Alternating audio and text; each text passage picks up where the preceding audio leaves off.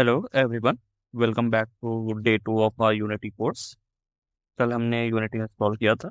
आज हम बात करेंगे यूनिटी इंटरफेस के कुछ बेसिक कॉन्सेप्ट्स और लेआउट के बारे में। ओके, तो हम अगर लेआउट की बात करें तो ये जो डिफॉल्ट दिख क्या रहा है लेयर्स के बगल में, ये होता है लेआउट। यहाँ से हम चेंज कर सकते हैं, जैसे हमारा हम और ये मेरे मैं इसी पे बात करता हूँ। तो हमारा 2x3 है जिसमें हमारा सीन ऊपर होगा, ये नीचे होगा, और हमारा हायरार्की होगा, प्रोजेक्ट्स होगा, इंस्पेक्टर होगा। ये 2x3 है। फिर हम अगर सॉल्व की बात करते हैं, सॉल्व में हमारा ये सीन और गेम दोनों अलग अलग चले जाएंगे। ठीक है, तो हम कभी भी स्विच कर सकते हैं इस पे। और यहाँ पे इंस्पेक्टर ऐसे आ जाएगा। फिर अगर हम बात करते हैं वाइट में, तो यहाँ पे हमारा सीन और गेम पूरा वाइट हो जाएगा। बाकी जो स्पेस है उस पर हायरार्की, प्रोजेक्ट और इंस्पेक्टर बैठेगी।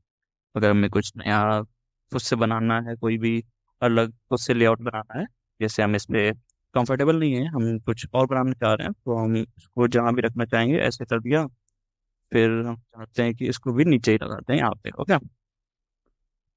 ओके, यहाँ पे हो गया। और इसको फिर हम क्या करेंगे, सेव लेआउट करके कुछ भी नाम दे देंगे। Save save. ओके, सेव को सेव। और फिर हमने सेव जब करेंगे तो यही आ जाएगा। मेरा फेवरेट है डिफॉल्ट। ओके, फिर हम वापस सेव पे जाते हैं तो हमारा सेव डिफॉल्ट पे रहते हैं हम। ये हमारी बात थी लेआउट की। फिर अगर हम बात करते हैं हम यूनिटी इंटरफेस की, तो यूनिटी फेस में सबसे पहले हमारे पास आता है एक सीन व्यू। सीन व्यू में हम ऑब्जेक्ट्स को देख सकते हैं, उनसे इंटरेक्ट कर सकते हैं। ठीक है, जितने भी हमारे गेम गेम के जितने भी ऑब्जेक्ट्स हैं वो सारे सीन सीन में आते हैं। उनसे हम इंटरेक्ट कर सकते हैं, उनको हम देख सकते हैं। ओके, फिर हमारा ये गेम व्यू है। इस पे क्या होता है, गेम विंडो में जितने हमारा जब गेम रन करेगा तो कैसा दिखेगा, वो हमें गेम विंडो में दिखता है। मतलब हमने इसके बारे में बात की थी। और अगर हम यहाँ से हम रेशियो चेंज कर सकते हैं, किस डिवाइस के लिए क्या हमें रेशियो रखना है। फ्री एस्पेक्ट पे हम चलते हैं अभी। और अगर हम चाहते हैं कि किसी स्टिमुलेटर पे हम ये गेम रन करके देखें कैसा चल रहा है, क्या कॉर्नर्स कट तो नहीं रहे हैं, वो सब हम देख सकते हैं यहाँ पे। ओके, हम कोई भी चीज कर सकते हैं। अगर हमें कुछ नए एडिशनल डिवाइस पे टेस्ट करना है जो इसमें नहीं है और हमें इंस्टॉल करना है, हम इंस्टॉल भी कर सकते हैं। गेम व्यू पे ही चलते हैं अभी तो। ओके, फिर यहाँ पे हायरार्की में हमारे जितने भी ऑब्जेक्ट्स होते हैं सीन में, वो सारे यहाँ पे विजिबल होते हैं। जैसे हमारा ये गेम सीन है, उस गेम सीन के अंदर हमारे पास एक अभी हमारे पास मेन कैमरा है जो ये है। दूसरा है डायरेक्शनल लाइट जो ये है। वो हमारी सारा हायरार्की में दिखेगा। जितना भी हम गेम में यूज कर रहे हैं वो सब हमारा हायरार्की में यूज होगा, सॉरी विजिबल होगा। फिर हायरार्की के बाद हम आते हैं इंस्पेक्टर पैनल पे। इंस्पेक्टर पैनल में हम जब भी इंस्पेक्टर पैनल में क्लिक करते हैं किसी भी गेम ऑब्जेक्ट से, हायरार्की से किसी भी गेम ऑब्जेक्ट पे जब हम क्लिक करते हैं, तो उसका जितने भी डिटेल्स हैं वो हमारे विजिबल होंगे। जैसे हमारा यहाँ पे ट्रांसफॉर्म पूरा विजिबल है। फिर हम यहाँ पे हम बात कर सकते हैं ऑडियो लिसनर पे, हम यहाँ पे लगा हुआ है, वो हम बाद में बात करेंगे ये सब क्या होता है। फिर डायरेक्शनल लाइट हम पे।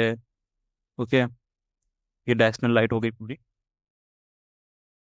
और ये हमारा है प्रोजेक्ट विंडो। यहाँ पे हमारे सारे प्रोजेक्ट्स के एस एसेट्स, मतलब जितने भी हमारे साउंड, इमेज, टेक्सचर जितने भी होंगे सारे यहीं पे स्टोर होंगे, स्क्रिप्ट्स और everything will be store here. Okay, अब हम चलते हैं थोड़ा सा रोटेशन और कैसे ऑब्जेक्ट्स को कंट्रोल करना है। ओके, जैसे हमने अगर ऐड कर दिया तो उन्हें कंट्रोल कैसे करना है वो हम देखते हैं। ओके, तो सबसे पहले हम बता देते हैं कि जितने भी गेम ऑब्जेक्ट्स होते हैं, हमारे गेम ऑब्जेक्ट जो होते हैं वो कंपोनेंट से बने होते हैं। कंपोनेंट्स बिहेवियर और अपीयरेंस डिफाइन करता है गेम ऑब्जेक्ट के। और जैसे 3D ऑब्जेक्ट के पास वो हो सकता है तुम्हारा ट्रांसफॉर्म कंपोनेंट, जो हमारा कंट्रोल करता है पोजीशन, रोटेशन और स्केल। मेश रेंडर, जैसे हम बना के दिखा देते हैं आपको। जैसे हमने क्रिएट 3D ऑब्जेक्ट एक क्यूब ले लिया। अब क्यूब में हम दिखा सकते हैं कि अगर ये मेश रेंडर अभी एक्टिव है, मेश रेंडर क्या करता है, हमारे जो ऑब्जेक्ट है उसको विजिबल करता है। जैसे हमने इसको जैसे ही हमने अनचेक किया, ये इनविजिबल हो जाएगा। ओके, ये और जैसे हमारा जो भी हायरार्की में होगा, हमने जब सेलेक्ट कर रखा होगा तो इंस्पेक्टर में सारे उसके प्रॉपर्टीज दिखाएगा, या फिर जितने भी कंपोनेंट्स उस पर लगे हुए हैं वो सारे दिखाएगा।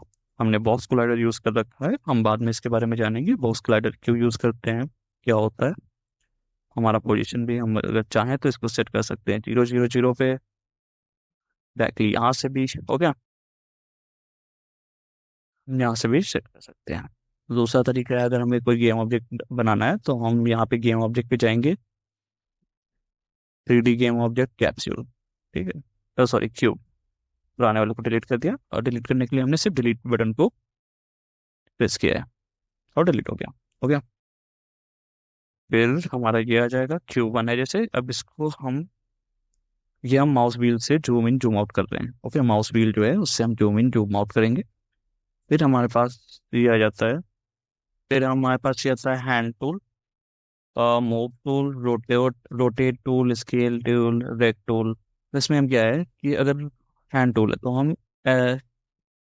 हैंड की तरह जैसे इसे पकड़ के हम इधर उधर जा सकते हैं, ओके। ये हमारा है मूव टूल, हम इस मूव टूल से इस ऑब्जेक्ट को हम मूव कर सकते हैं। जैसे हमने जी पोजीशन में चेंज करना है इसका, तो हमने ये कर लिया, हमें ये दिखा रहा है कोऑर्डिनेट्स, किस कोऑर्डिनेट्स का क्या है, जैसे एक्स का रेड से है, वाई का ये ग्रीन से है, एंड सी का ब्लू से है।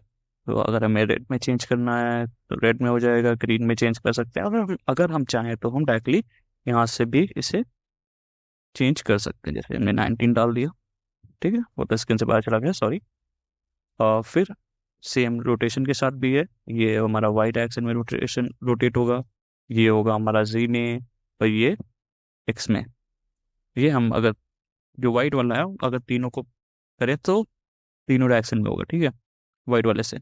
ये हमारा स्केल, हम स्केल कर सकते हैं, सेम, ये सेम कॉन्सेप्ट है, और जिस भी डायरेक्शन में हम चाहते हैं उसमें कर सकते हैं, और हम चाहें तो डायरेक्टली इधर से भी कर सकते हैं। 1 1 हमें देना है तो 1 दे देंगे। मैंने वहाँ से, ये होता है लिंक, ठीक है, लिंक मतलब हम जब एक चेंज करेंगे उसी के अकॉर्डिंग उसी रेशियो में बाकी सब भी चेंज होंगे। अगर हम अनलिंक करते हैं तो हम एक एक भी सेट कर सकते हैं, ओके। ओके, हमारा ये हो गया, और हमने सारे टूल्स भी जान लिए हैं, hand tool, move tool, rotate tool, scale tool, सारी बात हो गई। वो हमारे यहाँ पे सीन प्रोजेक्ट का है, ओके। ओके, हाँ, एक दूसरी चीज कि हम जब भी काम कर चुके होते हैं तो हमें हमेशा फाइल्स को सेव करनी चाहिए। शॉर्टकट है कंट्रोल एस, या फिर आप जा सकते हैं फाइल्स पे और सेव एस, जैसे भी आप सेव करते हैं, ठीक है, ताकि हमारा जितना भी प्रोग्रेस हुआ है वो हमारा लॉस ना हो, इसलिए हमें सेव करते रहना चाहिए। हमने बेसिक चीज़ें जान ली हैं यूनिटी के बारे में, आप इसके साथ खेल सकते हैं। ये हमारा हो गया, इसको हमने सेव भी कर लिया। अब हम नेक्स्ट क्लास में सीखेंगे थोड़ा सा लाइटिंग के बारे में, मटेरियल्स के बारे में, टेक्सचर के बारे में, ओके। Thank you. कोई भी क्वेश्चन या क्वेरी है प्लीज़ कमेंट्स में लिखें। Thank you. See you in the next class.